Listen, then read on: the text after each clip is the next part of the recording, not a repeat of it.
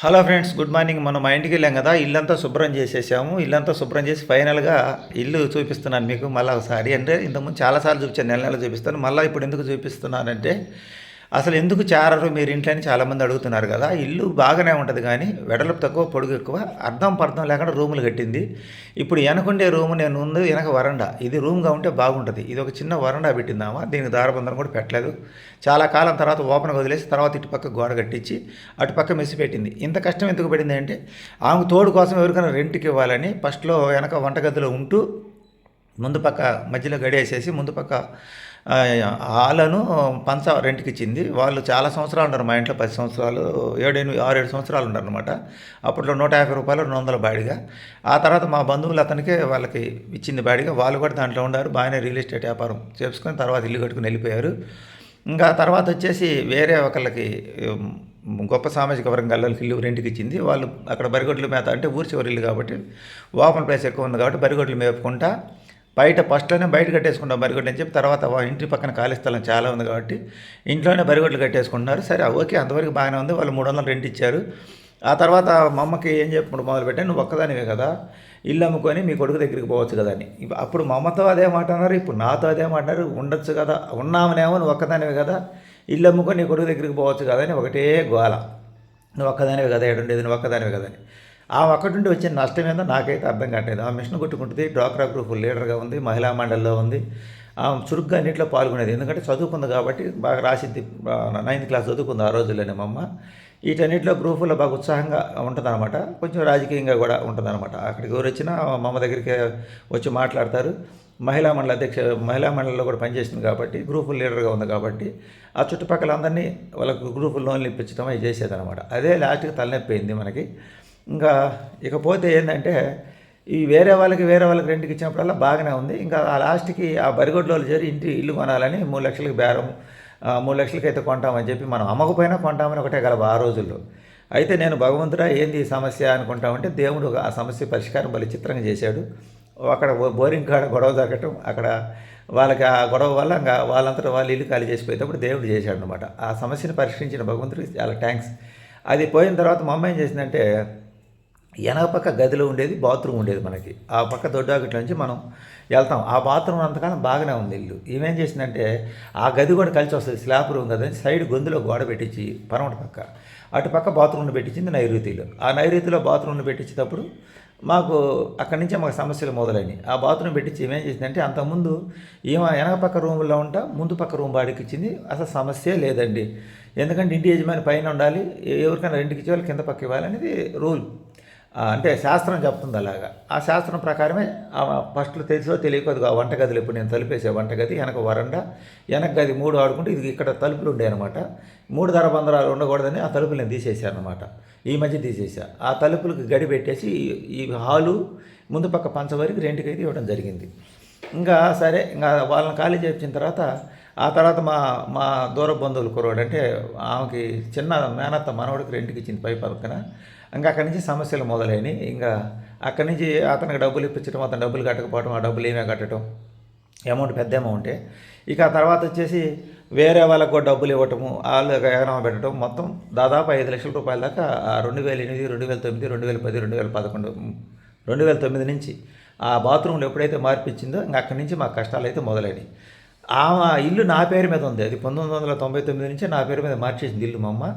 ఆ ఇల్లు నా పేరు మీద ఉంది కాబట్టి దాని వాస్తు ప్రభావం నాకు ఎలా చూపించిందంటే, ఆ ఇల్లు ఎప్పుడైతే నా పేరు మీద మార్చిందామా అప్పటి నుంచి నాకు మా తాతయ్య గారు ఇచ్చినట్టు విలువైనటువంటి పొలం అనుకోకుండా అమ్ముకోవడం. ఆ తర్వాత నేను కనిగిరిలో ఎక్కడ ఫ్లాట్లు కొన్నా ఆ ఫ్లాట్లు కూడా నిలబడవు అవి, ఎందుకంటే ఇల్లు కట్టడానికి నా దగ్గర డబ్బులు ఉండవు. అవి అవసరాలకు అమ్ముకోవడం, అవి రేట్లు విపరీతంగా పెరిగిపోవటం. అంటే ఎలా రేట్ అంటే, మనం 10 రూపాయలకి అమ్మితే అది 100 రూపాయలకి వెళ్ళిపోయింది అనమాట. అలా రేట్లు విపరీతంగా పెరిగిపోయింది అనమాట. అట్లా పెరిగిపోవటం ఇలా ఎన్ని జరుగుతున్నాయి. ఏందిరా ఈ కష్టాలు అనుకుంటే, ఈ ఇంటి వాస్తు తేడా చెప్తున్నా, దాన్ని సరి చేసుకుందాం అనుకునే లోపల మా అమ్మ ఇంకా ఈ నైరుతిలో బాత్రూంలో పెట్టడం చేసింది. అయితే ఇన్నున్నా కూడా మేము ఇల్లు ఇంకా ఎందుకు కాపాడుతుందంటే, ఈశాన్యంలో బావి ఉంది, తూర్పు పక్క ఖాళీ ప్లేస్ ఉంది, ఉత్తరం తూర్పు అంతా. ఆ ఖాళీ వదలటం వల్ల ఈ ఈ మైనస్ని అది ఆ ఈశాన్యంలో కనపడే బావి కవర్ చేస్తుంది అనమాట. ఇది తూర్పు ప్లేస్, ఉత్తర ప్లేస్ ఖాళీ ఉంది, ఈశాన్యం ఖాళీ ఉంది, తూర్పు అంతా ఖాళీ ఉంది కాబట్టి ఇది -30%, 70% మాకు ఆ బావి ఉండటం వల్ల మా అమ్మ మాకు ఈ సమస్యలు అయితే వస్తూ ఉండే, ఆర్థిక సమస్యలు వస్తుంటే దానికి తగ్గట్టుగా డబ్బులు కూడా రావటం, డబ్బులు పోవటం, ఇవన్నీ జరుగుతాయి. చిత్ర విచిత్రంగా జరుగుతుంది. అంటే ఒక పక్క మనం నష్టపోతున్నాం, ఒక పక్క మళ్ళీ మనకి డబ్బు వస్తూ ఉంది ఏదో ఒక రూపాయన. ఇదనమాట మా ఇల్లు అయితే. ఇది అక్కడ నేను నుంచున్న కాంచి ఇదంతా మా గోడానండి. ఇదంతా ఇంటి ముందు ప్లేసు. ఇంటి ముందు సిమెంట్ రోడ్డు ఉంటుంది, వెనక పక్క రోడ్డు ఉంటుంది. ఈ 2 ప్లాట్లు కొనుక్కుంది అప్పుడు మా అమ్మ. అయితే ఇప్పుడు అమ్మగారు కాలం చేసిన తర్వాత మమ్మల్ని చాలామంది మీరు పోయి ఆడ ఉండొచ్చు కదా అన్నారు. ఇక్కడ ఉండటానికి ప్రాబ్లం ఏం లేదండి.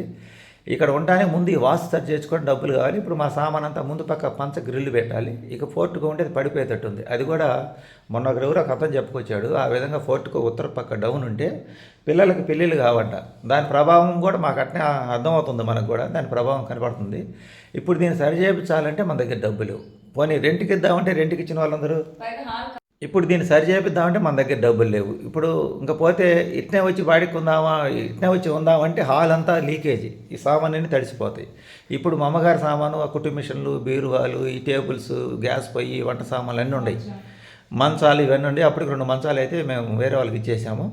ఇవన్నీ ఉండేవి అనమాట. వాటి కరెక్ట్గా ఇంట్లో సరిపోతుంది. ఇంక మా సామాన్ ఆడబెట్టాలో అర్థం కావట్లేదు. ఇంక ఈశాన్యంలో బావి ఉంది, బావిలో నీళ్ళు ఉంటాయి, కానీ మనం చేరినప్పుడు రెగ్యులర్గా వాడుతుంటే ఎండాకాలం నీళ్ళు ఎండిపోతాయి అనమాట. ఇకపోతే వెనక పక్క గోడ పడిపోయింది, ఆ గోడ పెట్టించాలి. ఇప్పుడు దక్షిణ పక్క గోడ పడిపోయింది, వెనక పక్క రోడ్డుకుండే గోడ, ఆ గోడ పెట్టించాలి. ఈ బాత్రూమ్ సరి చేయించాలి అంటేనే మామూలుగా ఎస్టిమేషన్, నా ఎస్టిమేషన్ ప్రకారం వేపిస్తే ఈ ఇంటి పని మొదలుపెట్టిన తర్వాత ఇంక ఇల్లు సరిపోదు కాబట్టి మనం సైడ్ పక్కకు పంచదించాలి. ఇటు మనం తూర్పు పక్కకి మనం మొదలు పెట్టేటప్పుడు 2 లక్షలు 3 లక్షలు ఎస్టిమేషన్ అని మొదలు పెడితే ఆ తర్వాత బోర్డుని, గేట్ అని, కాంపౌండ్ గేట్ పెట్టించంటే 50,000 అయిద్దండి నాకు తెలిసి. ఎందుకంటే కొంచెం పెద్ద గేటు పెట్టించుకోవాలి కదా ఆ పక్క. ఆ తర్వాత ఈశాన్యంలో బావి కొంచెం ఊతలకు వచ్చింది కాబట్టి ఆ ఈశాన్యంలో గేటు పెట్టించంటే అడ్డమైంది కాబట్టి అది పెద్ద బావి కూడా పుడతాల్సి వస్తుంది. చూశారు కదా, ఈ ఖాళీ ప్లేస్ అంతా మాదే. ఇల్లు చిన్నది, ప్లేస్ పెద్దది, కానీ ఇల్లు బారు ఉందన్నమాట. బారు ఇల్లు వెడల్పు తక్కువ, బారు ఎక్కువ. అంటే ఇల్లు 12 అడుగులు ఎంత వెడల్పు ఉంటుంది, బారు మటుకు ఉంది. కానీ వెనకున్న రూమ్లు దేనికి ఉపయోగం ఉండదు. ఇందాక నేను చెప్పాను కదా, వెనక రూమ్ ఈ గొంతుల నుంచి పోయి అది అక్కడ ఒకటి ఏదో కట్టించింది చూడు, మమ్మ ఒక చిన్న బాత్రూమ్ లాగా కట్టించింది గోడ. అక్కడ ఉండే దానికి తలుపు అది బ్లాక్ చేపించి అటు ఓపెన్ చేయించింది. ఇటు పక్క నుంచి నడిచినంతకాలం, బాత్రూమ్కి పోయినంతకాలం చాలా బాగుంది మాకైతే. అప్పట్లో చాలా ప్రశాంతంగానే ఉన్నాం. ఎప్పుడైతే ఇవన్నీ మార్పులు చేర్పులు చేసిందో ఎవరు చెప్పిన మాటల్లో వింటుందన్నమాట. ఇంకా నిదానంగా ఇల్లు ఒక్కరోజుతో పూర్తి కాలేదండి. ఈ ప్లాస్టింగ్ కానీ ఇవి కానీ ఇల్లు గడిచిన 10-12 సంవత్సరాలకు అప్పుడు కాస్త ఆ ముందు పక్క కాంపౌండ్ గోడ కూడా లేదు.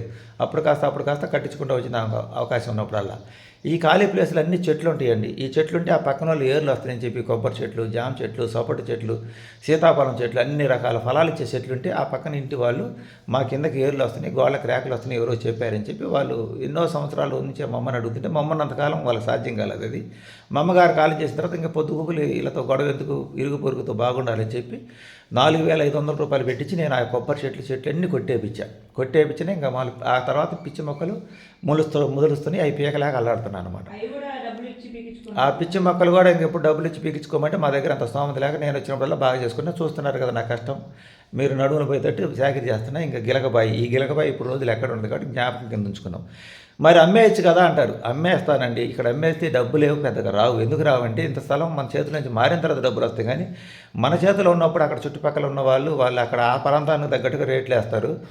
దానివల్ల పెద్ద ఉపయోగం ఉండదు. అమ్మిన మరుక్షణమే మా అబ్బాయి ఏదో వ్యాపారం చేయాలంటాడు, లేకపోతే వాడికి ఏదైనా అవసరాలు వస్తాయి. వాడు కూడా వయసులో పెద్దవాళ్ళు అయిపోయారు కదా పిల్లలు. 36 అంకణాల స్థలం ఉండేది. ఇది అమ్మితే కనిగిరిలో కనీసం నాకు తెలిసి 12 అంకణాల స్థలం కూడా రాదు. 12 అంకణాల స్థలంలో రాదు. ఆ స్థలం వచ్చిన ఇల్లు కట్టలేము మేము. అక్కడ ఇల్లు ఉంది కదా, కానీ అండ చూసుకొని కొండ బాగమంట కదా. మా అమ్మ చనిపోయేటప్పుడు ఒక మాట చెప్పిందండి నాకు. ఏం చెప్పిందంటే, సుబ్రహ్మణ్యం ఇల్లు అమ్మద్దయ్యా, ఈ ఇల్లు నీకు భరోసా దండ. అంటే నేను ఇప్పుడు చనిపోయేటప్పుడు ఇంట్లో పెట్టారు కదా మీరు నన్ను, అదే నా పరిస్థితి. నాకు కానీ ఇల్లు లేకపోతే మీకు బాడిగిళ్ళలో ఉన్నాయి కదా, ఖాళీ చేయమంటారు ఇల్లు. చాలా దీనమైన పరిస్థితి ఉండాల్సి వచ్చేది. ఇప్పుడు నేను ధైర్యంగా చనిపోతున్నా ఇంట్లో అని చెప్పి మా అమ్మ లాస్ట్ చనిపోయే రోజు చెప్పిన మాట అండి. మా అమ్మ అడిగిన మాట, ఇది అమ్ముకుంటే రేపు నీ పిల్లలు ఇబ్బంది పడతారు నాన్న, నీ పరిస్థితి చాలా దారుణంగా అయితే అని చెప్పింది అనమాట. అందుకని ఇంటిని నేను సెంటిమెంట్గా ఉంచుకొని ఇల్లు బాగా చేసుకొని శుభ్రం చేసుకొని వచ్చినప్పుడు ఆ వీడియో తీసుకొని పోతున్నాను. పైగా మనకి ఇక్కడ చుట్టుపక్కల వాళ్ళతో అంత అనుకూలత లేదు. ఆ అమ్మకి వాళ్ళకి ఏ గొడవలు విరోధాలు ఉండి ఆ ప్రభావం మన మీద కూడా చూపిస్తుంది. అందుకని ఇది ఇల్లు అమ్ముకోలేను, అట్టనే ఇక్కడ నేను ఉండలేను. అందువల్ల ఉంటుంది ఇల్లు. ఎందుకంటే రేపు ఎప్పుడైనా ఫైనల్ ఇల్లు బాడిగ ఇల్లు కదా మాయి ఈ దబక్కన ఇల్లు ఏది దొరకనప్పుడు వచ్చి సామాన్ ఒక నెల 2 నెలలు ఆడ పెట్టుకొని మళ్ళీ ఇల్లు చూసుకోవడానికైనా మనకనేది ఒక ఇల్లు కావాలి కదండి.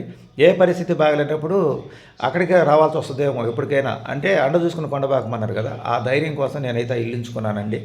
ఇక్కడ మమ్మల్ని నా హ్యాండ్ ఓవర్లోకి ఇల్లు వచ్చిన తర్వాత కూడా అందరూ చాలామంది అమ్మండి అమ్మండి అని అడిగారు. మీకు మంచి రేట్ ఇప్పిస్తామని కొంతమంది, అప్పట్లో మేము రేట్ తక్కువకి ఇప్పించామని కొంతమంది, ఇలా రకరకాలుగా ఏవేంటో అంటారు మనల్ని కన్విన్స్ చేయడానికి.